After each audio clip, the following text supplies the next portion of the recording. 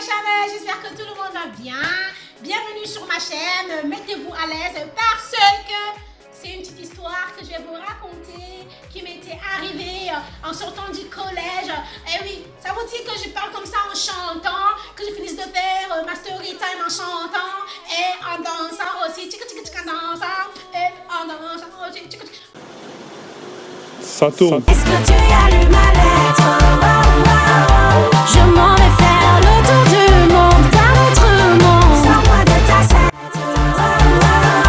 Je m'en vais faire le tour du monde, d'un autre monde. Bon bref, j'arrête. Alors en fait, je vous raconte l'histoire. À la sortie des cours, on prenait toujours le bus pour rentrer à la maison. Vous savez, dans un lycée, il y a toujours des gens qui aiment bien faire en sorte qu'on ait peur de vous. Tu sais, il y a toujours les petites racailles là qui aiment trop entendre que ouais, c'est moi qui commande, si tu me cherches, je te trouve et tout. Tu vois, il y a toujours ça. Je pense que dans tous les collèges, ça existe. Même dans une classe, ça existe des gens comme ça. Soit t'as les pestes qui se prennent. Ouais, moi je suis pas Pamela Anderson du quartier. Tu vois, soit t'as les wesh, tu vois, qui se prennent pour. Ouais, bref. Donc, je rentrais des cours en fait. Je pense que j'étais avec des potes, j'étais avec mes amis. Et on était dans le bus était en train de rouler. Là, il y a une fille qui est rentrée dans le bus.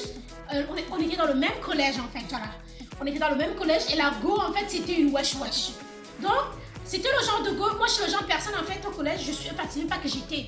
Je suis toujours, je ne cherche jamais la merde. Hein. Je ris avec tout le monde, j'aide tout le monde, je tends la main à tout le monde. Moi, je m'en fous de qui tu es, je m'en fous de ta couleur de peau, c'est pas mon problème. Tant que je vois que si tu vis dans l'injustice, je serai là pour venir te secourir. Je me suis toujours dit, je suis la voix des faibles. J'ai toujours été la voix des faibles. Donc, quand je monte dans le bus, je ne cherche. Moi, je suis le genre de gars, je n'aime pas me faire des amis. Hein. Je suis toujours dans mon coin, tranquillo. Mais j'ai quand même des amis. Hein. Pas genre, j'ai pas d'amis, c'est qu'il y a que vous, non? J'ai quand même les amis. Bon en fait, donc je rentre dans le bus commence à rouler. Et à un moment, la go en fait, elle commence à menacer. Oui, elle était en train de menacer un enfant dans le bus. Et alors je m'approche de la fille, je dis excuse-moi, mais ça se fait pas, tu vois, ça se voit qu'elle a peur de toi. Ne joue pas avec sa timidité et sa peur. Tu es plus âgée qu'elle. Je sais pas ce qu'elle t'a fait. En fait, la go, quand elle est rentrée, elle voulait une place. Et toutes les places étaient occupées. Moi, j'étais debout, j'avais pas de place, tu vois. Et on était tellement serrés. C'était le premier. Tu sais, quand on sort des cours là, quand ça sort, on veut prendre notre bus, on veut pas le rater. On veut pas rater notre bus. Donc tout le monde a grimpé dans le bus et c'est toujours serré. Donc du coup, on était accroché on appelle ça comment, au bar derrière. Tu t'accrochais comme si tu t'adossais comme ça. Soit tu t'accrochais au bar en haut. Et la go, en fait, elle arrive. Toute la barre était prise. Elle voulait pousser tout le monde pour se mettre en fait, tu vois. Et elle arrive à côté de moi, j'ai dit doucement, arrête d'embêter l'enfant en fait. Arrête d'embêter l'enfant si tu veux la place, il n'y a pas de place, je veux pas trop qu'il va te donner la place là. Donc l'enfant en fait a eu peur. Le gars, je ne sais pas si c'était un garçon, c'était une fille. S'est déplacé et allait de l'autre côté. Et la go elle s'est mise entre moi et un autre mec, tu vois. Et comme la go a vu que j'ai eu le courage de répondre, en fait c'est le genre de go que quand elle arrivait quelque part, tout le monde tremblait en fait, tu vois. Ça tremblait.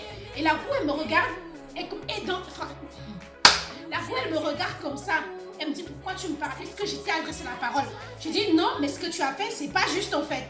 Tu vois, tu trouves quelqu'un, tu demandes gentiment si on peut te laisser la place. Tu viens pas discuter la place avec la personne comme si c'était obligé de te donner la place en fait. Tu sais, mais j'ai pas répondu comme ça, tu vois. J'ai répondu calmement. À l'époque, j'étais un peu timide. J'étais tellement timide à l'époque. Et la fille, en fait, elle a commencé à monter sur ses ailes. Tu sais, le genre que quand tu parles, et puis là, t'as les supporters au fond qui font ouais, qui sourient, qui rient quoi en fait. Moi, j'étais la go que je parlais, personne ne riait, personne ne... Non, moi, j'avais pas de supporters dans le bus, hein. J'avais pas. Mais elle avait les supporters. Donc, quand elle parle, si tu continues à me parler, je vais te niquer ta... Tac. Tu regardes la go que moi, j'ai fait quoi? Je dis seulement ce qui est vrai, non. Les gens autour de nous ont commencé à s'éloigner, tu vois. Et ce que j'ai remarqué en France, c'est que tu peux te faire tuer sous les yeux des gens, ils en ont rien à foutre. Ils vont juste sortir les téléphones, ils vont filmer, ils vont rire, ils vont dire oh, mon Dieu, ils vont dire appeler les pompiers, mais personne ne va intervenir en fait. Donc la go, elle commence à vouloir me prendre la tête, il y a mon téléphone qui sonne, je sais pas qui appelle. Elle commence à vouloir me prendre la tête et je me dis mais c'est quoi le problème de la personne en fait? Donc la go, vous savez ce qui s'est passé? Comme elle a vu qu'elle parlait, je répondais, et je me foutais la merde devant tout le monde, devant ses supporters. Elle a sorti un couteau. Et quand elle sort le couteau là, elle sort le couteau pour venir. Mon frère, ça faisait 2 ans que j'étais arrivée en France. Ça veut dire que j'avais encore la sauvagerie du bled là. Le genre que j'étais le genre de go à l'époque, j'avais peur de personne. Je pouvais me bagarrer avec toi, même si tu as une arme. Parce que j'avais confiance en moi, j'avais confiance en la force qui était là-dedans. Quand elle sort le couteau, c'est alors là que tout le monde du bus en fait s'écarte encore. Mais vraiment tout le monde, limite, ils nous ont laissé toutes les deux. Je regardais la voix comme ça là. Je dis, tu vas faire quoi avec ton couteau là en fait? Tu sors ton couteau, c'est pour faire quoi? C'est pour faire quoi avec ton couteau? Et là, elle me dit, si tu continues, je te poignarde. Elle me montre le couteau comme ça, si tu continues, je te poignarde. C'est le genre de manque de respect au bled, tu minimises la personne. Genre, je me suis mise comme ça, je regardais comme ça. Et j'ai tapé la main, j'ai fait, elle est venue, elle vient, mais je vous jure, hein, le chauffeur voyait tout ce qui se passait et il savait parce que les gens criaient. Elle a sorti le couteau, le chauffeur n'avait rien à foutre, c'était pas son problème. Le mec, il n'en avait rien à branler parce qu'en fait, le vu ce qu'on prenait, il y avait trop de wesh wesh dedans. Donc je pense que le mec se disait, oh, c'est les quartiers chauds, on s'en fout, ils font ce qu'ils veulent, tu vois. Et la meuf, quand elle s'approche sur moi, mais vraiment, elle voulait me poignarder, elle m'a donné un coup comme ça.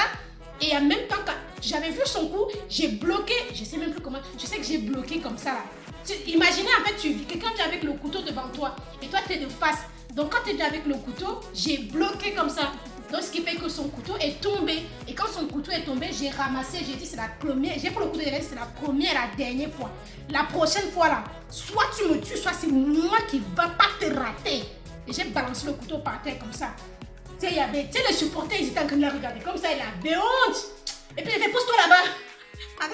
En plus à l'époque, j'avais encore l'accent, j'ai dit, hey, pousse-toi là-bas.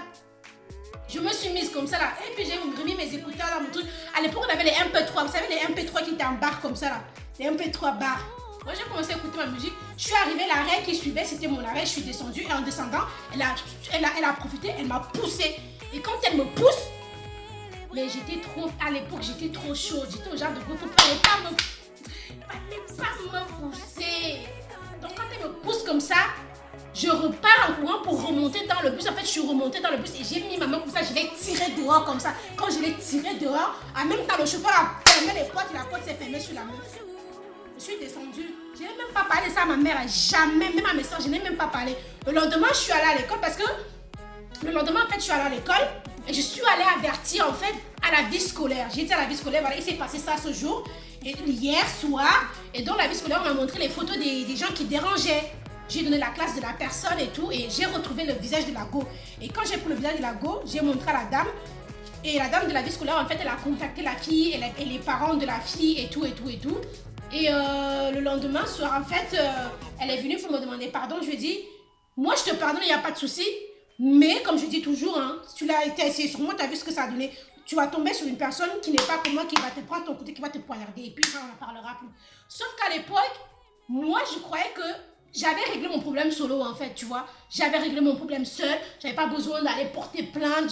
Je minimisais tellement le problème parce que je me suis toujours défendue, en fait. Je te dis que j'étais au genre de go, quand tu peux me pointer l'arme sur la tête, je vais t'arracher ton âme et puis je vais casser ça. Je te regarde et puis tu fais quoi même? Aujourd'hui, en fait, je suis en train de me dire, je suis en train de me rendre compte que j'aurais pu aller lui porter plainte, en fait. Elle a essayé quand même de me poignarder dans le bus. Il y avait un chauffeur qui savait que ça se passait et qui n'a rien fait. Il y avait des écoliers qui étaient dans le bus avec moi, qui ont vu, qui ont filmé, mais qui n'ont rien fait. J'aurais pu lui porter plainte, mais je ne l'ai pas fait. En tout cas, une chose est sûre, que si ça se reproduit aujourd'hui, là, je prends le couteau, je tape bien la personne et je vais porter plainte ensuite. C'est comme ça. Donc, ce que je trouve dommage, c'est que de nos jours, on n'est plus en sécurité. On est en sécurité nulle part. Le chauffeur voit ce qui se passe. Au lieu d'alerter la police, ce n'est pas son problème. Sous prétexte que les gens qui prennent le bus sont dans les quartiers chauds. Parce que notre bus, en fait, arrivé de le bus, il y a plein d'arrêts. Donc, il peut passer dans les bons quartiers et après, il t'amuse dans les quartiers chauds. Donc voilà ce que je voulais vous raconter aujourd'hui pour vous dire. Avant, j'étais vraiment le genre de go, ouais, tu me cherches, tu me trouves. Je n'avais pas le temps de regarder que est-ce que je te gérais là en tout. Je n'avais pas le temps d'aller appeler la police. Tu me cherches et je suis toujours comme ça aujourd'hui. Aujourd'hui, je suis le genre que ne fais pas l'erreur de me toucher la première. Parce que si tu fais qu'on est en train de servir, moi je ne sais pas parler. Parce que parler me dépasse quand je suis en colère. Je reste comme ça, je te regarde. Et comme on sait qu'en France, les gens ont seulement la bouche. Je vais te faire un truc qui va te pousser à me pousser en premier. Tu vois, en premier, que tu vas lever ta main sur moi en premier. Mais si tu fais l'erreur là, je vais te taper comme on t'a jamais tapé. C'est quand quelqu'un vient me chercher, que tu me pousses ou tu me gifles ou que tu... Mon frère, tu signes ton arrêt de mort. Même si tu es costaud, je te tabasse proprement. Et à partir de ce jour-là, quand j'ai répondu à leur racaille, soi-disant racaille de l'école, les gens ont commencé à me respecter. Le lendemain, j'avais tout le monde qui voulait être mon ami. Même les garçons. Donc, pour vous dire, ayez le réflexe d'intervenir. Si tu vois que tu ne peux pas intervenir, et puis c'était comme voir la télé, disent que si tu ne peux pas intervenir, n'intervenez pas, appelez.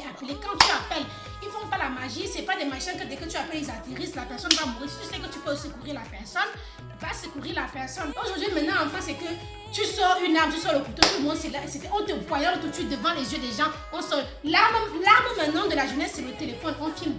Et ça s'arrête là, on partage sur Facebook et tout le monde commence à dire sur Facebook, oh quel horreur, oh c'est un malade. Mais quand il était en train de se faire tuer, tu n'as pas réagi, tu étais juste en train de filmer. Moi je trouve ça dommage. Bon, c'est tout pour la story time, la petite anecdote que j'ai eue quand j'étais au collège. Pour vous dire, j'étais là. Rambo, version femme. On se retrouve pour une prochaine story time très très bientôt. Bisous.